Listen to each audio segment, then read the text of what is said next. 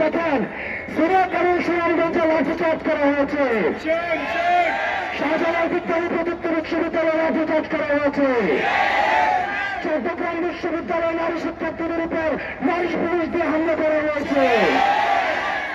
সবচেয়ে দুঃখজনক কুমিল্লা বিশ্ববিদ্যালয়ে পুলিশ মেয়েকে পরিদর্শন করেছে।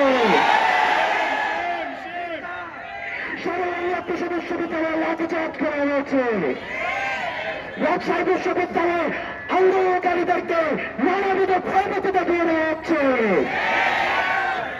আজকে আমরা এখানে যারা আছি এসেছি মাওলানা ভাসানী বিশ্ববিদ্যালয়ে আমরা দেখেছি, আমরা খবর এসেছে টাঙ্গাইলে পুলিশের লাঠিচার্জ হয়েছে।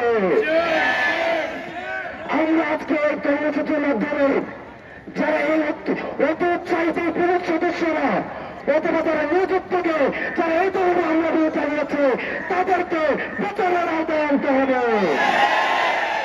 তারা মূলত সরকারের ভাবমূর্তিকে নষ্ট করার জন্য অত উৎসাহী হয়ে এই ধরনের সিদ্ধান্ত নিয়ে নিয়েছে।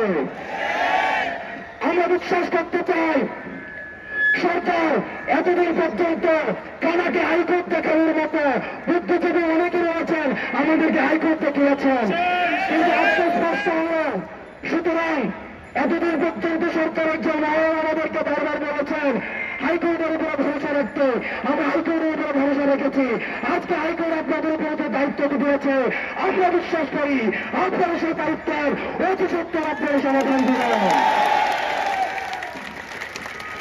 আমরা বিশ্বাস করতে চাই সমাধানের বিকল্প কখনো ফল হতে পারে না।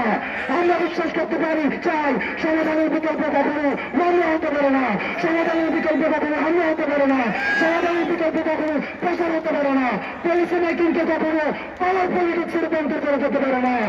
আজকে বাংলাদেশের যে শিক্ষার্থীরা রয়েছে তারা পাওয়ার পলিটিক্সে বিশ্বাস করে না, তারা পলিসি পলিটিক্সে বিশ্বাস করে। এই পলিসি পলিটিক্সে যারা বিশ্বাস করে তাদেরকে আপনারা হামলা করে মামলা দিয়ে আপনারা বন্ধ করতে পারবেন না। সাংবাদিকদের সাথে আমাদের এতদিন যত আন্দোলন হয়েছে আমাদের সাংবাদিকদের সাথে সংবাদদের পরিবেশন করতে পরিবর্তন কর্মীরা যারা রয়েছেন তাদের কাছে আমরা সবসময় কৃতজ্ঞতা জানিয়েছি, তাদের কাছে আমরা সবসময় সহযোগিতা দিয়ে আসছি।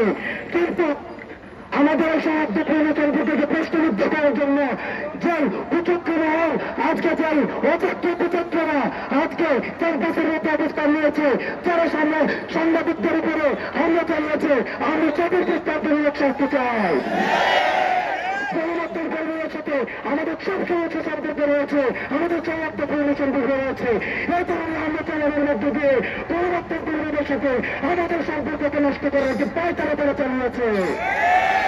কিন্তু আমি স্পষ্টভাবে ঘোষণা করতে চাই গণমাধ্যম কর্মীদের সাথে আমাদের সৌহার্দ্যপূর্ণ সম্পর্ক ছিল, আছে এবং সবসময় থাকবে।